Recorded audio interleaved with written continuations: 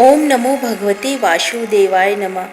श्री हरि की कृपा आप सभी भक्तगणों पे सदा बनी रहे। आज की इस वीडियो में हम सुनाने जा रहे हैं बृहस्पतिवार व्रत कथा, पूजा विधि एवं आरती। वीडियो पसंद आए तो प्लीज लाइक करें, शेयर करें एंड चैनल पे नए हैं तो सब्सक्राइब करें। आइए श्रवण करते हैं बृहस्पतिवार व्रत की विधि। इस दिन बृहस्पतिश्वर महादेव जी की पूजा होती है। दिन में एक समय ही भोजन करें, पीले वस्त्र धारण करें, पीले पुष्पों को धारण करें। भोजन भी चने की दाल का होना चाहिए, नमक नहीं खाना चाहिए। पीले रंग का फूल, चने की दाल, पीले कपड़े तथा पीले चंदन से पूजा करनी चाहिए। पूजन के पश्चात कथा सुननी चाहिए। इस व्रत के करने से बृहस्पति जी अति प्रसन्न होते हैं तथा धन और विद्या का लाभ होता है। इष्टों के लिए यह व्रत अति आवश्यक है। इस व्रत में केले का पूजन होता है। बृहस्पतिवार व्रत कथा। प्राचीन समय की बात है। भारत में एक राजा राज्य करता था। वह बड़ा प्रतापी तथा दानी था। वह नित्य प्रति मंदिर में भगवत दर्शन करने जाता था।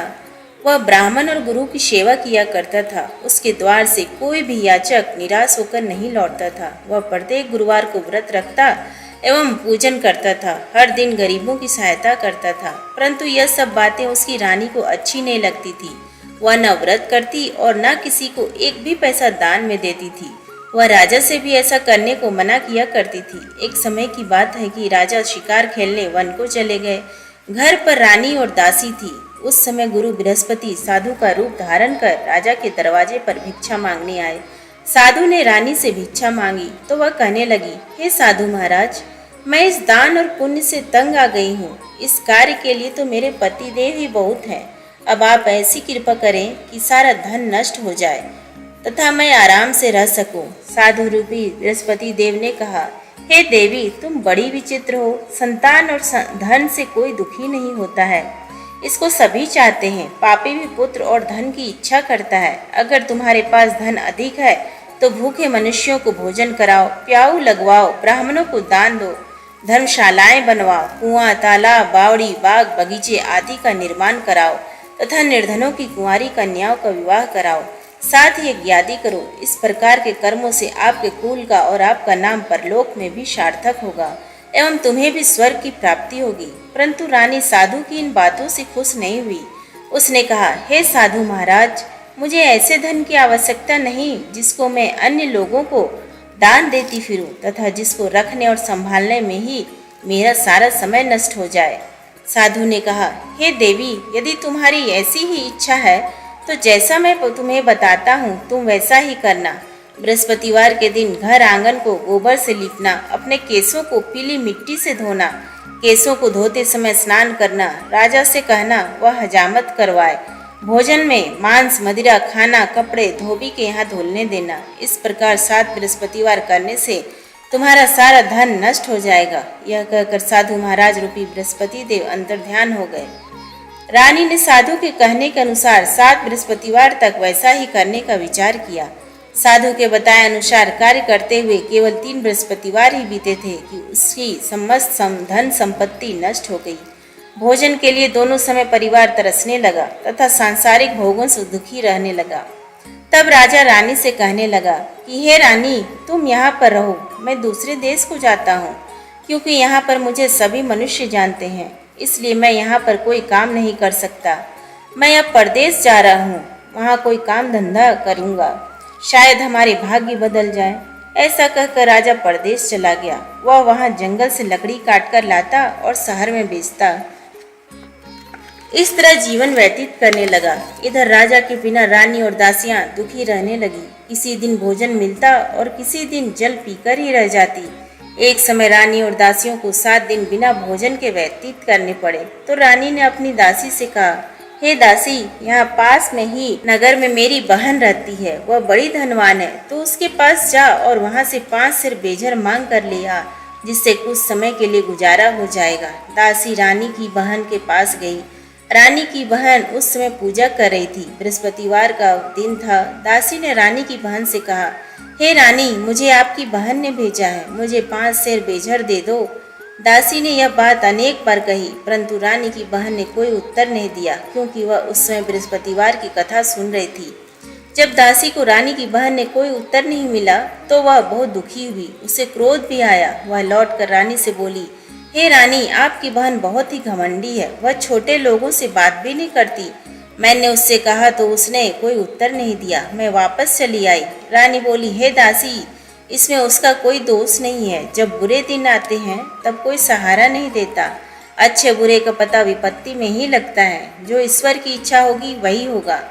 यह सब हमारे भाग्य का दोष है। उधर रानी की बहन ने सोचा कि मेरी बहन की दासी आई थी, परंतु मैं उससे नहीं बोली, इससे वह बहुत दुखी हुई होगी। अतः कथा सुन और विष्णु भगवान का पूजन समाप्त कर वह अपनी बहन के घर आई और कहने लगी, हे बहन, मैं बृहस्पतिवार का व्रत कर रही थी। तुम्हारी दासी हमारे घर गई थी, परंतु जब तक कथा होती है तब तक हम लोग ना उठते हैं और ना ही बोलते हैं, इसलिए मैं नहीं बोली।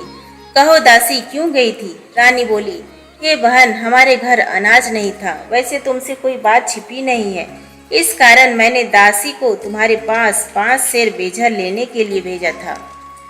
रानी की बहन बोली, बहन देखो, बृहस्पति भगवान सबकी मनोकामना पूर्ण करते हैं। देखो, शायद तुम्हारे घर में ही अनाज रखा हो। यह सुनकर दासी घर के अंदर गई तो वहां उसे एक बड़ा बेझर का घर भरा मिला। उसे बड़ी हैरानी हुई, क्योंकि उसने एक एक बर्तन देख लिया था। उसने बाहर आकर रानी को बताया। दासी अपनी रानी से कहने लगी, हे रानी, देखो, वैसे हमको जब अन्न नहीं मिलता तो हम रोज ही व्रत करते हैं। अगर इनसे इस व्रत की विधि और कथा पूछ ली जाए तो उसे हम भी कर लिया करेंगे। दासी के कहने पर रानी ने अपनी बहन से बृहस्पतिवार व्रत के बारे में पूछा। उसकी बहन ने बताया, हे रानी बहन, बृहस्पतिवार को सूर्योदय से पूर्व उठकर स्नान करके बृहस्पतिवार का व्रत करना चाहिए, लेकिन उस दिन सिर नहीं धोना चाहिए। बृहस्पतिवार के व्रत में चने की दाल और मुनक्कों से विष्णु भगवान का केले के वृक्ष की जड़ से पूजन करें तथा दीपक जलाएं। उस दिन एक ही समय भोजन करें। भोजन पीले खाद्य पदार्थ का करें तथा कथा सुने। इस प्रकार करने से गुरु भगवान प्रसन्न होते हैं, अन्न पुत्र धन देते हैं। इस तरह व्रत और पूजन की विधि बताकर रानी की बहन अपने घर लौट गई। रानी और दासी दोनों ने निश्चय किया कि वे बृहस्पति देव भगवान का पूजन जरूर करेंगी। 7 दिन बाद जब बृहस्पतिवार आया तो उन्होंने व्रत रखा। घुड़साल में जाकर चना और गुड़ बीन लाई तथा उसकी दाल से केले की जड़ में भगवान विष्णु की पूजन की। अब भोजन कहाँ से आए? दोनों बड़ी दुखी हुई, परंतु उन्होंने व्रत किया था, इस कारण बृहस्पति देव प्रसन्न थे। वे एक साधारण व्यक्ति के रूप में 2 थालों में सुंदर पीला भोजन लेकर आए और दासी को देकर बोले, हे दासी, यह भोजन तुम्हारे और रानी के लिए है, तुम दोनों करना। दासी भोजन पाकर बड़ी प्रसन्न हुई और रानी से बोली, रानी जी, भोजन कर लो। रानी को भोजन आने के बारे में कुछ पता नहीं था, इसलिए वह दासी से बोली, जा तू ही भोजन कर, क्योंकि तू हमारी व्यर्थ में हंसी उड़ाती है। दासी बोली, एक व्यक्ति अभी भोजन दे गया है। रानी कहने लगी, वह भोजन तेरे लिए ही दे गया है, तू ही भोजन कर। दासी ने कहा, वह व्यक्ति हम दोनों के लिए 2 थालों में भोजन दे गया है, इसलिए मैं और आप दोनों ही साथ साथ भोजन करेंगे। फिर दोनों ने गुरु भगवान को नमस्कार कर भोजन प्रारंभ किया। उसके बाद से वे प्रत्येक बृहस्पतिवार को गुरु भगवान का व्रत और पूजन करने लगी। बृहस्पति भगवान की कृपा से उनके पास धन हो गया, परंतु रानी फिर पहले की तरह से आलस्य करने लगी। तब दासी बोली, देखो रानी, तुम पहले भी इस प्रकार आलस्य करती थी, तुम्हें धन के रखने में कष्ट होता था, इस कारण सभी धन नष्ट हो गया। अब गुरु भगवान की कृपा से धन मिला है तो फिर तुम्हें आलस्य होता है। बड़ी मुसीबतों के बाद हमने यह धन पाया है, इसलिए हमें दान पुण्य करना चाहिए। तुम भूखे मनुष्यों को भोजन कराओ, प्याऊ लगवाओ, ब्राह्मणों को दान दो, कुआं, तालाब, बावड़ी आदि का निर्माण करवाओ, मंदिर पाठशाला बनवा कर दान दो, कुंवारी कन्याओं का विवाह करवाओ, धन को शुभ कार्यों में खर्च करो, जिससे तुम्हारे कुल का यश बढ़े तथा स्वर्ग प्राप्त हो और पितृ प्रसन्न हो। दासी की बात मानकर रानी ने इसी प्रकार के कर्म प्रारंभ किए, जिससे उनका यश काफी फैलने लगा। एक दिन रानी और दासी आपस में विचार करने लगी कि न जाने राजा किस दशा में होंगे, उनकी कोई खोज खबर नहीं है। गुरु भगवान से उन्होंने प्रार्थना की और भगवान ने रात्रि में राजा को स्वप्न में कहा, हे राजा, उठ, तेरी रानी तुझको याद करती है, अब अपने देश को लौट जा। राजा प्रातः काल उठकर जंगल से लकड़ियां काटकर लाने के लिए जंगल की ओर चल पड़ा। जंगल से गुजरते हुए वह सोचने लगा, रानी की गलती से कितने दुख भोगने पड़े। राजपाट छोड़कर उसे जंगल में आकर रहना पड़ा। जंगल से लकड़ियां काटकर उन्हें बेचकर गुजारा करना पड़ा।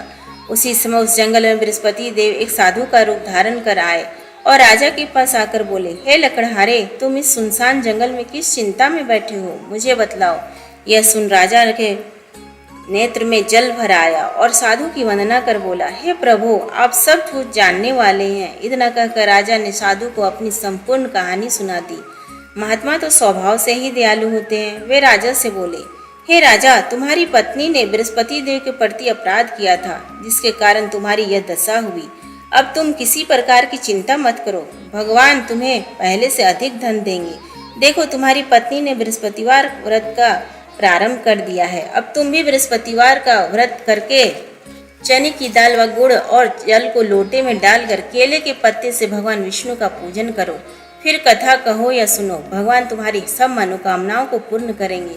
साधु को प्रसन्न देखकर राजा बोला, हे प्रभु, मुझे लकड़ी बेचकर इतना पैसा भी नहीं बचता जिससे भोजन करने के उपरांत कुछ बचा सकूं। मैंने रात्रि में अपनी रानी को व्याकुल देखा है। मेरे पास कोई साधन नहीं जिससे समाचार जान सकूं।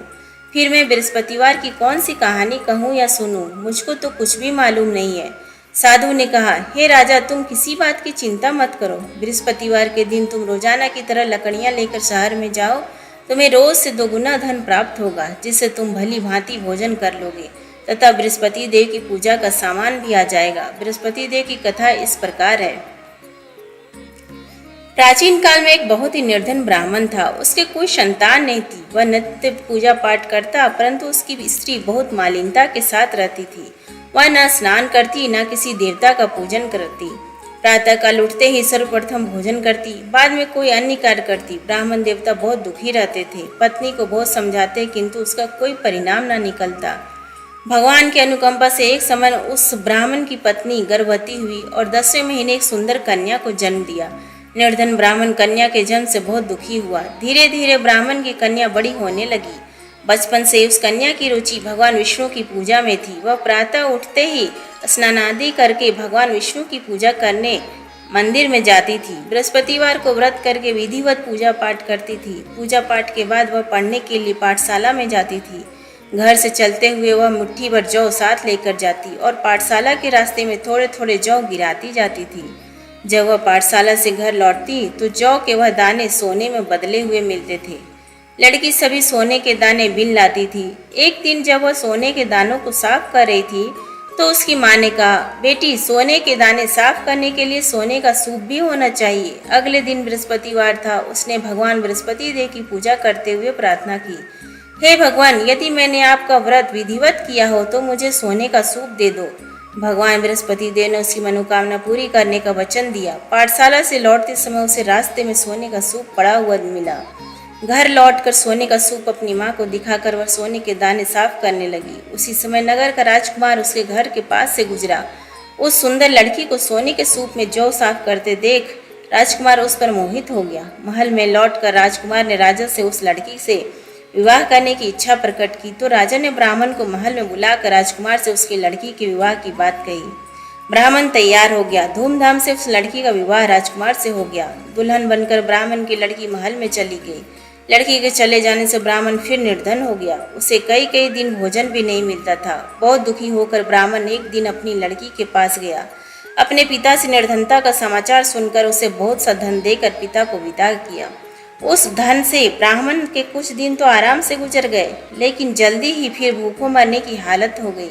ब्राह्मण अपनी लड़की से धन लेने के लिए फिर महल में पहुंचा। लड़की ने पिता की बुरी हालत देखकर कहा, हे पिताजी, आखिर आप कब तक मुझसे धन लेकर जीवन यापन करेंगे? आप कोई ऐसा उपाय क्यों नहीं करते जिससे आपका घर धन संपत्ति से भर जाए? ब्राह्मण ने कहा, मैंने तेरी माँ को बहुत समझा लिया, पर उसकी समझ में कुछ नहीं आता। उसका फूहड़पन नष्ट हो तो घर की निर्धनता भी दूर हो जाए। तब कुछ सोचकर लड़की ने पिता से कहा, पिताजी, आप कुछ दिनों के लिए माँ को मेरे पास छोड़ जाओ। जब तक कुछ सोचकर ब्राह्मण पत्नी को लड़की के पास महल में छोड़ आया। लड़की ने अपनी माँ से कहा, माँ, तुम कल प्रातः काल उठकर स्नान आदि करके भगवान बृहस्पति देव विष्णु जी की पूजा अवश्य करना। पूजा करने से तुम्हारी निर्धनता अवश्य दूर हो जाएगी। लेकिन उसकी माँ ने उसकी कोई बात नहीं मानी। तब क्रोधित होकर लड़की ने अपनी माँ को एक कक्ष में बंद कर दिया। सूर्योदय के समय माँ को उठाकर जबरदस्ती उसे स्नान कराया और फिर मंदिर में ले जाकर भगवान बृहस्पति देव की पूजा कराई। कुछ दिनों तक ऐसा करने से माँ की बुद्धि में परिवर्तन हुआ और वह स्वयं बृहस्पतिवार का व्रत रखने लगी। उसके व्रत रखने से ब्राह्मण के घर में भगवान विष्णु की अनुकंपा से धन की वर्षा होने लगी। दोनों पति पत्नी धन संपत्ति पाकर आनंद पूर्वक जीवन यापन करते हुए विष्णु धाम को चले गए। लकड़हारा बने राजा ने उस साधु से भगवान बृहस्पति देव की यह कथा सुनकर बृहस्पतिवार का व्रत करके भगवान विष्णु की पूजा की। उस दिन से उसके सभी क्लेश दूर हो गए। लेकिन अगले बृहस्पतिवार की कामकाज में अधिक व्यस्त रहने के कारण उसने भगवान बृहस्पति देव जी का व्रत नहीं किया। भगवान बृहस्पति देव लकड़हारे से क्रोधित हो गए, उसे भूल की सजा दी। उस दिन नगर के राजा ने नगर में घोषणा करके सबको सूचित दिया, प्रत्येक नागरिक मेरे महल में भोजन करने आए, जो नहीं आएगा उसे अपराधी मानकर भारी दंड दिया जाएगा। लकड़हारा बने राजा ने उस नगर के राजा की घोषणा तो सुनी, लेकिन जंगल से लकड़ी काट कर लाने और उन्हें बेचने में देर हो जाने के कारण वह समय पर महल में भोजन करने नहीं जा सका। अतः राजा के सैनिक लकड़हारे को पकड़कर महल में ले गए। राजा ने उसे महल के एक कक्ष में बैठा कर भोजन कराया। उस कक्ष में एक खूंटी पर रानी का सोने का हार लटका हुआ था। लकड़हारा खूंटी अकेला उस कक्ष में भोजन कर रहा था। तभी उसने एक आश्चर्यजनक घटना घटती देखी। देखते देखते वह खूंटी हार को निकल गई। थोड़ी देर के बाद राजा ने हार को गायब देखा तो लकड़हारे को कारावास में डलवा दिया। लकड़हारा मन ही मन अपने भाग्य को कोसने लगा। तभी उसे जंगल में मिले साधु का स्मरण हो आया। थोड़ी देर में भगवान बृहस्पति देव सन्यासी के रूप में उसके सामने प्रकट हुए और कहा, हे लकड़हारे, तूने भगवान बृहस्पति देव की पूजा नहीं की, इसी कारण तुम्हें कष्ट हुआ है। लेकिन अब चिंता मत करो, बृहस्पतिवार के दिन कारागार के दरवाजे पर तुम्हें कुछ पैसे पड़े हुए मिलेंगे। उन पैसों से भगवान बृहस्पति देव का व्रत करके उनकी पूजा करोगे तो तुम्हारे सब दुख नष्ट हो जाएंगे। बृहस्पतिवार के दिन दरवाजे पर पड़े मिले पैसों से चने और गुड़ मंगाकर लकड़हारे ने बृहस्पतिवार की कथा कही तो भगवान बृहस्पति देव ने प्रसन्न होकर उस नगर के राजा को स्वप्न में लकड़हारे को कारागार से मुक्त करने को कहा। सुबह राजा ने अपने कक्ष में आकर देखा तो खूंटी पर रानी का हार टंगा हुआ था। राजा ने लकड़हारे को मुक्त कर दिया और उसे धन और आभूषण देकर विदा किया। लकड़हारा बना राजा उस नगर से चलकर अपने नगर में पहुंचा तो उस नगर में कुएं, धर्मशाला, बाग बगीचे देखकर बहुत प्रसन्न हुआ। राजा ने किसी से पूछा, ये कुएं, धर्मशालाएं किसने बनवाई है? सब ने उसे बताया कि ये सब रानी और उसकी दासी ने बनवाए हैं। राजा महल में पहुंचा तो रानी ने उसका भव्य स्वागत किया। तब राजा ने निश्चय किया कि सप्ताह में एक बार तो सभी बृहस्पति देव का व्रत तथा पूजन करते हैं, परंतु मैं प्रतिदिन व्रत किया करूंगा तथा दिन में 3 बार कथा कहा करूंगा। अब राजा हर समय दुसाले में चने की दाल बांधे रहता था तथा दिन में 3 बार बृहस्पति देव की कथा कहता। कुछ दिनों के बाद राजा को अपनी बहन की याद आई। एक दिन घोड़े पर सवार होकर राजा अपनी बहन से मिलने चल दिया। अभी राजा नगर के बाहर पहुंचा ही था कि उसने कुछ लोगों को एक शव को ले जाते हुए देखा। राजा को स्मरण हो आया कि आज उसने किसी को बृहस्पतिवार की कथा नहीं सुनाई है। राजा ने उन लोगों को रोक कर कहा, भाइयों, आप शव को ले जाने से पहले मुझसे बृहस्पतिवार की कथा सुन ले। लोगों ने राजा पर क्रोधित होते हुए कहा, तुम पागल तो नहीं हो? लेकिन कुछ बड़े बूढ़ों लोगों ने कहा, अच्छा भाई, साथ में चलते चलते तुम अपनी कथा भी सुना लो। राजा ने चलते हुए आधी कथा ही सुनाई थी कि शव हिलने लगा। राजा के पूरी कथा सुनाती शव उठकर बैठ गया। लोगों ने हैरानी से दांतों तले उंगली दबाई और अगले बृहस्पतिवार से भगवान बृहस्पति देव का व्रत करने व कथा सुनने का निश्चय कर लिया। अब घोड़े पर सवार राजा चलते हुए एक किसान के पास पहुंचा। किसान अपने खेत में हल चला रहा था। राजा ने कहा, अरे भाई, मुझसे बृहस्पतिवार की कथा सुन लो। किसान झुंझला कर बोला, अरे भाई, देख नहीं रहे, जितनी देर तक तुम्हारी कथा सुनूंगा उतनी देर में तो पूरे खेत में हल चला लूंगा। राजा निराश होकर चलने लगा। तभी किसान के पैर लड़खड़ा कर जमीन पर जा गिरे। किसान के पेट में भी जोरों का दर्द होने लगा। उस किसान की पत्नी जब खाना लेकर आई तो उसने किसान से इस बारे में पूछा। किसान ने घुड़सवार की पूरी कहानी सुनाई। किसान की पत्नी दौड़ती हुई राजा के पास पहुंचकर हाथ जोड़कर बोली, भैया, मैं तुम्हारी कथा सुनने को तैयार हूँ। राजा ने उसके साथ खेत पर पहुंचकर बृहस्पतिवार की कथा सुनाई। तभी बैल उठकर खड़े हो गए। किसान के पेट का दर्द भी तुरंत समाप्त हो गया। राजा अपनी बहन के घर पहुंचा तो उसकी बहुत आवभगत हुई। अगले दिन सुबह उठकर राजा ने देखा घर के सभी लोग भोजन कर रहे हैं। किसी भूखे को बृहस्पतिवार की कथा सुनाए बिना राजा भोजन नहीं करता था। उसने बहन से कहा, हे बहन, क्या घर में कोई ऐसा व्यक्ति नहीं है जिसने अभी तक भोजन नहीं किया हो? उसकी बहन बोली, भैया, हमारे घर में तो क्या, आपको पूरे नगर में कोई ऐसा व्यक्ति नहीं मिलेगा जिसने सुबह सुबह भोजन नहीं किया हो। तब राजा ने बहन के घर से निकलकर उस नगर में बिना भोजन किए व्यक्ति की तलाश की। एक गडरिये के घर में उसका बेटा बीमार होने के कारण भूखा रह गया था। राजा ने उसको जाकर बृहस्पतिवार की कथा सुनाई। कथा सुनते सुनते गडरिये का बीमार बेटा बिल्कुल ठीक हो गया। सबने राजा की बहुत प्रशंसा की। एक दिन राजा ने अपनी बहन से कहा, बहन, अब हम अपने घर को जाना चाहते हैं, तुम भी हमारे साथ चलो, कुछ दिन वहां रहकर लौट आना। राजा की बहन ने अपनी सास से पूछा तो सास ने ताने देते हुए कहा, बहू, मायके जाना हो तो अकेली जाना, मेरे पोतों को नहीं ले जाना। तुम्हारे भाई की कोई संतान नहीं है, कहीं तुम्हारी भाभी मेरे पोतों पर कोई जादू टोना न कर दे। दूसरे कक्ष में बहन की सास की बातें सुनकर राजा दुखी मन से अकेला ही अपने नगर को लौट आया। रानी ने राजा से कहा, आप तो अपनी बहन को साथ लाने की बात कहकर गए थे, फिर बहन को साथ क्यों नहीं लाए? तब राजा ने दुखी होते हुए कहा, हे रानी, हम निसंतान हैं, इसलिए कोई हमारे घर आना पसंद नहीं करता। रानी ने राजा को समझाया, हे प्राणनाथ, हमें बृहस्पति देव ने सब कुछ दिया है, अब भगवान बृहस्पति देव हमें संतान भी अवश्य देंगे। बृहस्पतिवार को विधिवत व्रत करते हुए राजा रानी ने भगवान बृहस्पति देव से संतान के लिए प्रार्थना की। कुछ दिनों के बाद उन्होंने स्वप्न में दर्शन देते हुए कहा, हे राजन, तेरी मनोकामना अवश्य पूरी होगी। एक सप्ताह बाद ही रानी गर्भवती हो गई। 10वें महीने रानी ने एक सुंदर पुत्र को जन्म दिया। राजा रानी जीवन पर्यंत बृहस्पतिवार व्रत का कथा करते और सुनते। उनके घर में धन की वर्षा होती रही। इस तरह आनंद पूर्वक जीवन यापन करते हुए राजा रानी भगवान बृहस्पति देव की अनुकंपा से मोक्ष को प्राप्त करके सीधे वैकुंठ धाम पहुंच गए। बृहस्पतिवार को विधिवत व्रत करके जो स्त्री पुरुष भगवान विष्णु की पूजा करते, भगवान उनकी सभी मनोकामनाएं पूरी करते हैं। बोलो विष्णु भगवान की जय।